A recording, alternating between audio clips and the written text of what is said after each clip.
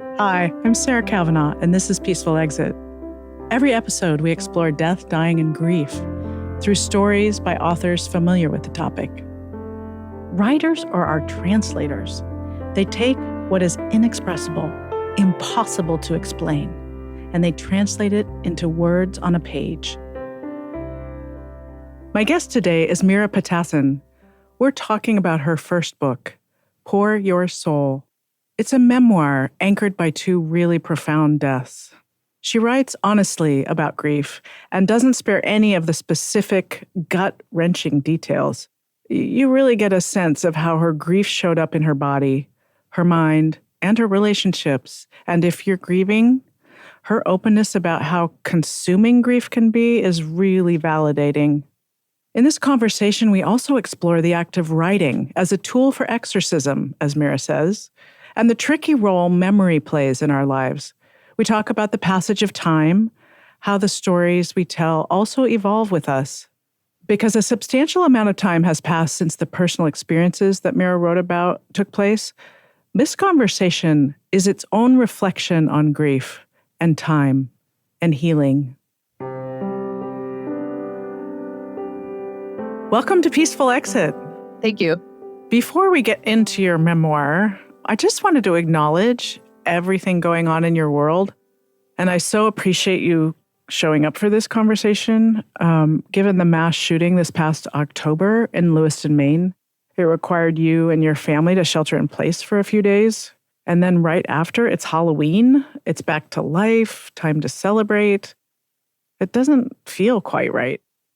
So I know you created a ritual to help acknowledge what you had all gone through. How did you come up with that? So we were told to shelter in place. It felt like COVID all over again. We were sort of used to this cabin fever. And I think my family did feel somewhat safe because you have to take a ferry to get to Peaks Island. But still, it was frightening. And after it was all said and done, the island just folded right into Halloween and it felt awkward. And we've already sort of lost the meaning of what Halloween is. So the idea of even just a 30-second acknowledgement of the moment, of slowing down and pausing things and giving it some kind of meaning kind of popped into my head. And it was awkward to do. And it didn't feel as like beautiful and triumphant and graceful. But what we ended up doing was having a open invitation primal scream where we gathered around a fire pit. And some neighbors came, some kids who were trick-or-treating were there when it happened. And we just stood around together and we said, on the count of 3, we're going to scream and we're going to let it out. And then we're going to stop. And then we'll move on to the next part of this ritual where we write down our fear on a piece of paper or any fear we have. And then you place it in the fire and you burn it. So we did just that. And it was a strange choir of screams. And then we wrote down our fears on a piece of paper and burned them. And then we could move on to the sort of meaningless candy collection. But again, it just sort of punctuated everything. And it was like this physical act of hitting the refresh button or kind of ending a chapter in something. And I don't know neurologically what that does to the brain, but looking back on it now, it did close off this sort of chapter of violence that we experienced for 2 days. And we also kind of took control of the narrative so we could end that chapter on our own. Yeah. But I do feel it's really important to slow down and savor certain moments for growth and perspective. Yeah, I feel like this is a muscle. It gets stronger the more we use it. I am so curious. How do you get kids involved? Was it difficult? Was it easy for your kids? Is this something you talk about at home? Surprisingly enough, it was very smooth. I think that when they see us slowing down, not doing chores, and doing something sort of quirky and physically active, they're really game for it. Well, let's jump into your memoir. I loved your book. As you can see from all the tabs, I was really on this ride with you, meeting this new guy, Andrew, getting pregnant unexpectedly, deciding to get married after just 3 months. getting excited about the baby, and then the devastating news that the baby wouldn't survive outside your womb. You were 5 months along? I found out the baby was viable. The visit where the doctor can tell you the sex of the baby, I think that's approximately 5 months. It was awful. It was awful.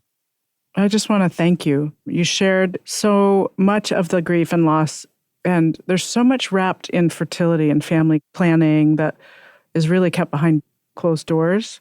I just can imagine that it validated a lot of people's feelings and experiences. Did you notice that when did you do a book tour or? What shocked me the most was how so many people sort of came out of the woodwork, like friends or acquaintances or friends of my mother or of Andrew's mother or his sister. All these people started telling me, oh, I lost a child. I had a miscarriage too. And I had no idea. And I mean, I'm 44 now, and this was when I was 28. And I was furious after the experience. It was a horrible experience. It was very physically rough. Also, after I lost Lily, we named her Lily, I didn't find any books. There was one book by Elizabeth McCracken. I think it's called An Exact Replica of a Figment of My Imagination. That's the one book I could find that was a memoir about child loss. And everything else was either in the feminist literature section of the bookstore or library, or, I don't know, health and body issues. But even then, there weren't any really books about abortion. And abortion was talked about. It's commonly talked about using the wrong terms. Like this procedure I had, I thought it was called a late-term abortion. But that's just a term that was created by anti-abortion activists to sort of tinge the reaction or response of hearing that word. And you're just like, hey, late term, who would do such a thing? So it's just like really infuriating. So since there were no books, since people weren't talking about it, that kind of fueled my drive to write about it. But the biggest thing was that if I didn't write about it, it would be stuck inside me and it would weigh me down. And I really needed to exorcise, like EXOR, exercise, the exorcist, exercise it out of my body. So I was talking to Irini Carson about her memoir. And one of the things she shared with me is when you do create this tangible thing out of grief and memory, that it becomes something separate from your own personal grief. And you're now selling a book and it's a commodity and it becomes kind of separate from. Did you feel that when you were, did it give you that buffer? It did feel like I was putting a tombstone on that part of my life. And I love this book because it's really my truth. When I was writing this book, I had an instructor, a professor, his name's Vijay Shasadri, and he advised me to write this in present tense, like the main narrative of my experience losing the baby and meeting Andrew and getting married, all that stuff. It's all written in present tense so that the reader will feel like they're right there with the author. It's just like, this is what happened and this is what it felt like in the moment. This raw, wild emotion and this roller coaster of emotions, immediate responses. So I put it out into the universe, but that itself was a hellscape because trying to get a first book published is very hard, especially when it's a memoir that has abortion in it. And so the majority of the rejections I received were responses like, there's not a market for this. We don't know how to do PR for a book about abortion. And so that fueled my fire even more to get the book published because I knew people needed this book as a companion. Well, I'm so glad you did because I think our culture has lost nuance around our conversation about abortion. Oh my gosh, it totally has. Yeah. Oh yeah. And it's so important to look at each abortion story, if you want to call it that, individually, because you cannot all generalize. Everyone has their reason. Yeah. Sometimes these tragedies tear people apart. You and your husband's grief timelines didn't really sync. And physically, of course, you didn't sync. You had to survive this procedure. After losing Lily, how did you stay connected? We didn't. We really didn't. So I didn't know what to do. Andrew didn't know what to do. We were doing like meaningless actions to us. But then when things got really bad, that's when we started to take action. One of the things we did was move from Manhattan to Brooklyn. And we thought that that would be like a more pastoral life, which it wasn't. We lived near a park, but it was still New York. Things got really bad. He had to work every day. He had a normal person job where he would get on the subway and go to work and come home late. And I would be writing or working at a bakery. And then at nighttime, he would come home and I would leave to go to poetry readings or book launches, sort of networking kind of things. And we just really drifted apart. I was so angry at him all the time. I really resented him for just not being in as much grief as me and just still moving on. And he probably resented me for not contributing to this like newlywed life. And there was one point where, I did things to like plates were thrown. That's the Polish in me, the hot-blooded Polish person. But we got to a point where he said, if we don't leave New York City and start fresh, our marriage is going to fail. And we're going to get a divorce because we're both so much hurting and this is not a healing place for us. So we picked a date and we had maybe $1,000 in our bank account and we rented a U-Haul and we moved to Maine. We stayed in a Super 8 motel for, a week until we found jobs. Then, one thing led to another and we found this rental on Peaks Island and we moved here and everything fell into place. We tried to have children and it worked. And yeah, I think if we hadn't moved here, I can't imagine. I think I would still just really be focused on my career and he would too. Yeah.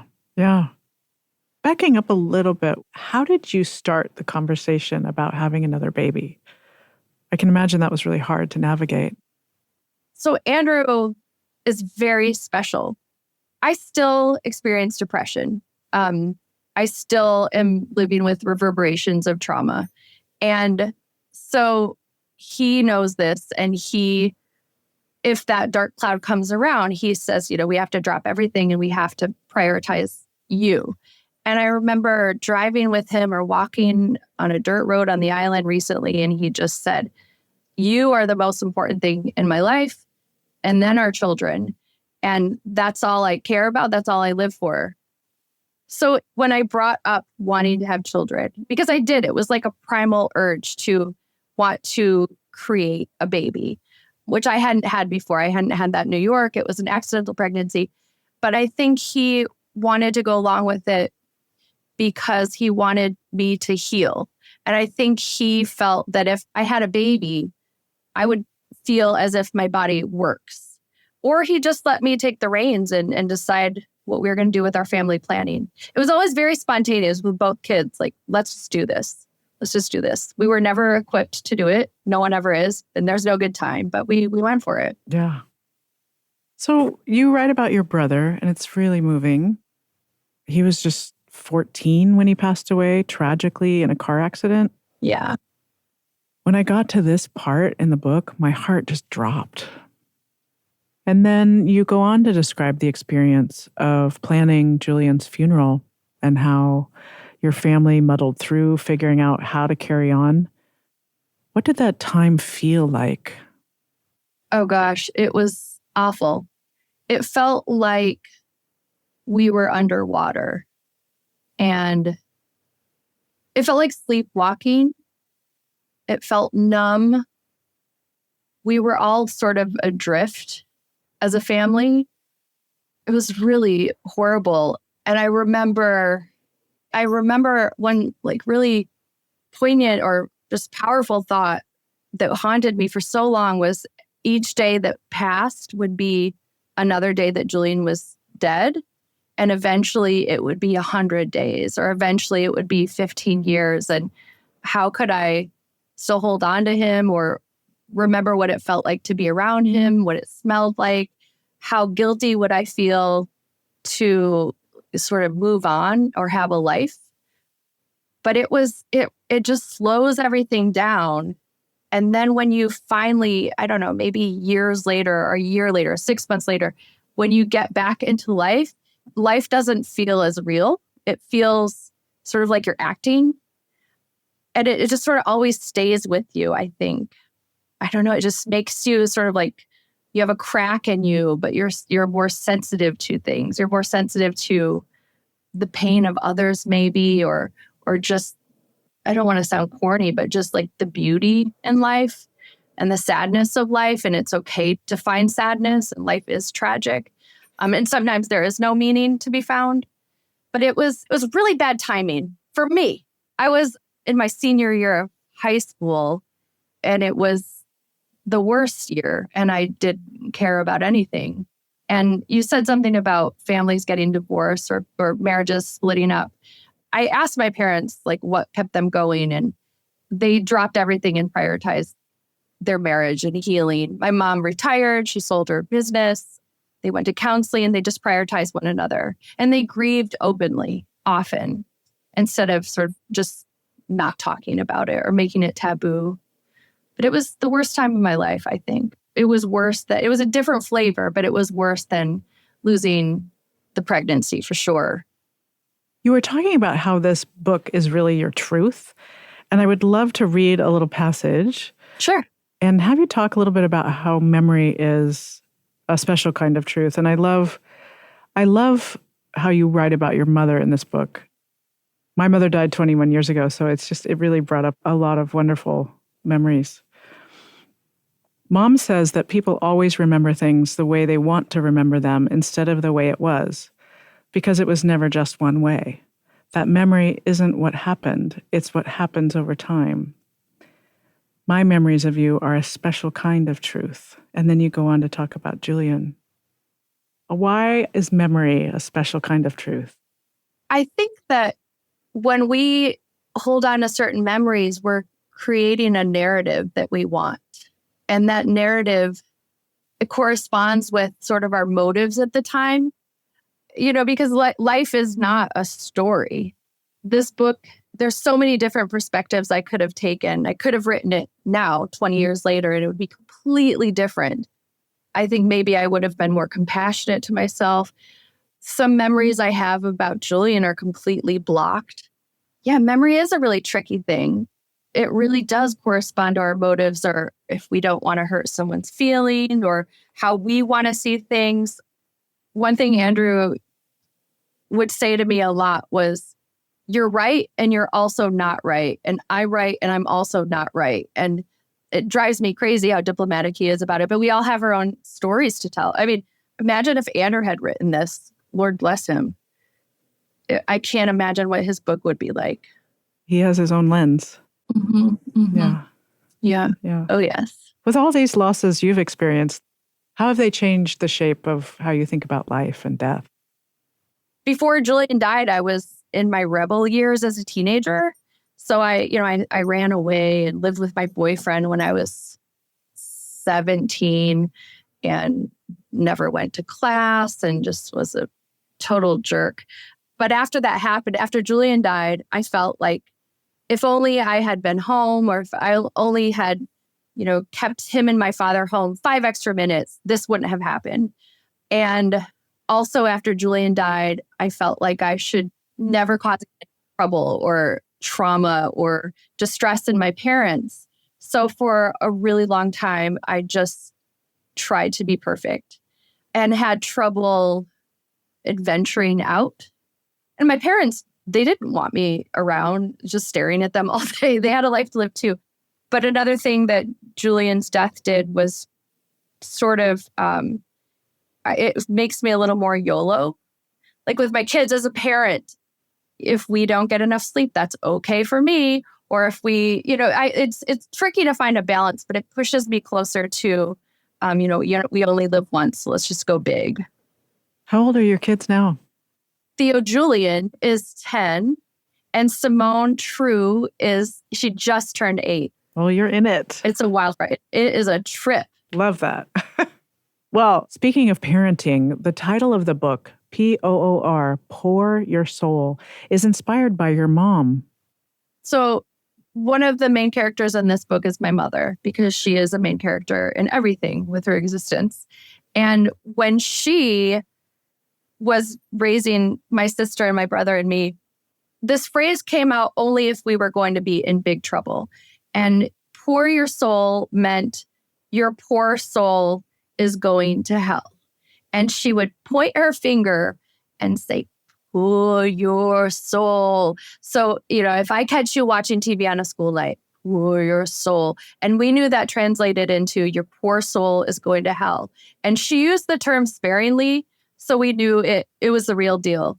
And one funny thing about my mom is she learned English from watching American soap operas. So her English is very dramatic and very pointed. You don't mess around with her. That's so great. That's so great. Well, I love the epilogue to this book. And I love that you named your running adventure Good Grief. Oh, yeah. The words were so short and simple, but the road to get here was not.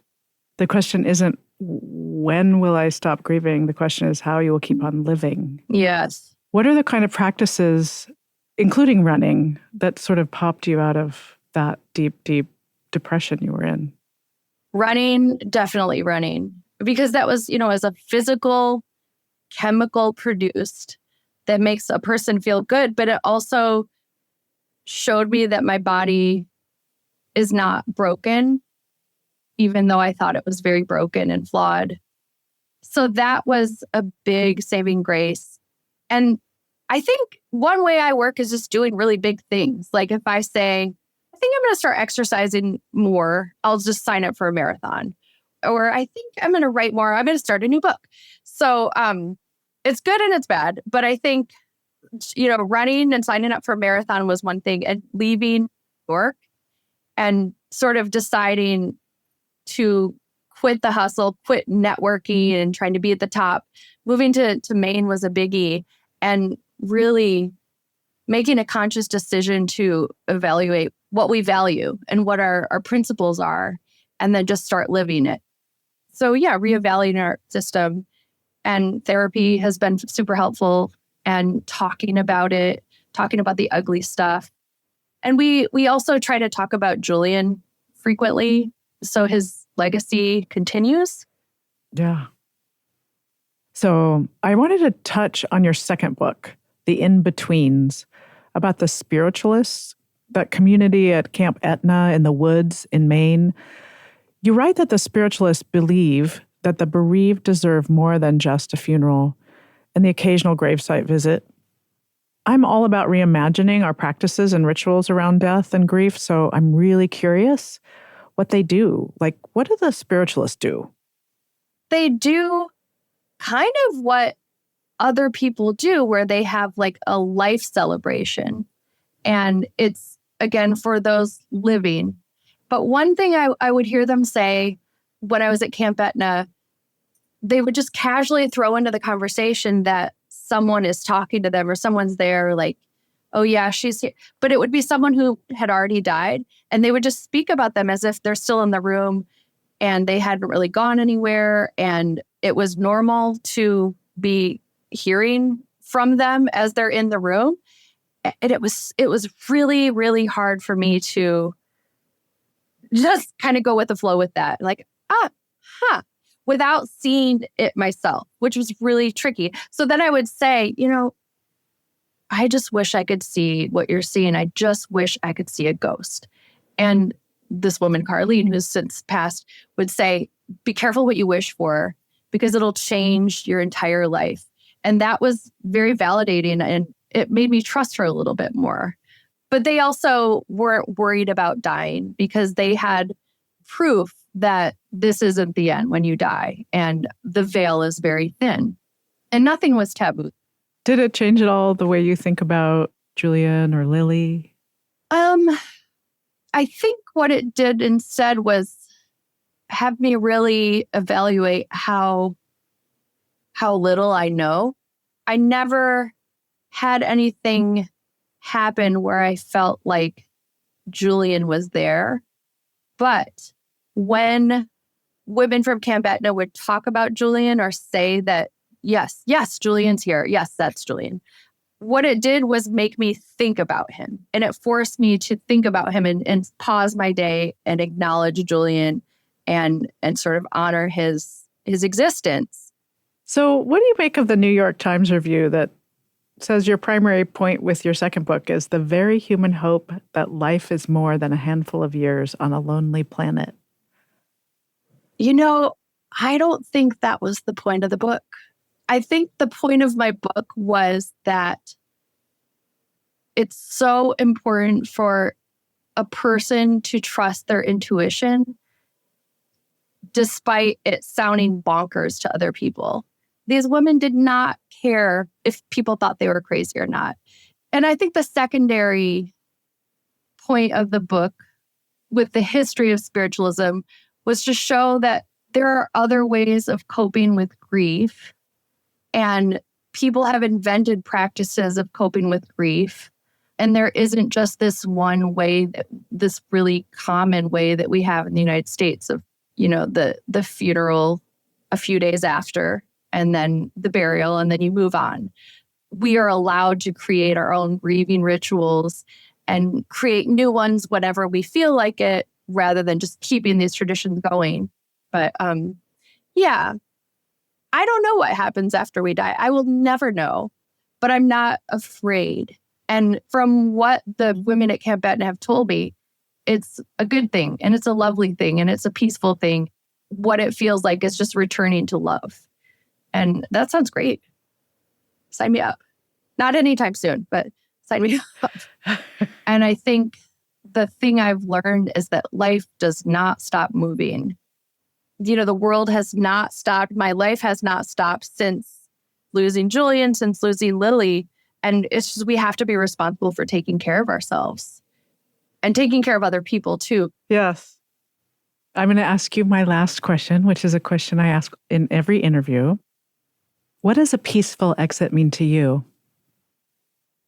Oh boy.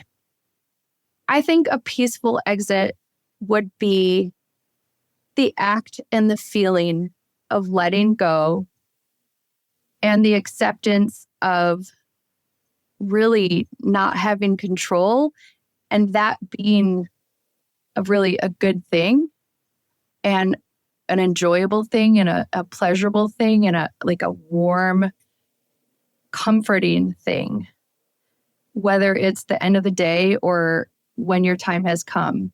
And I think just hearing the word peaceful exit, it's a reminder to just sort of always be ready for the exit, which means just try to be at peace as often as possible.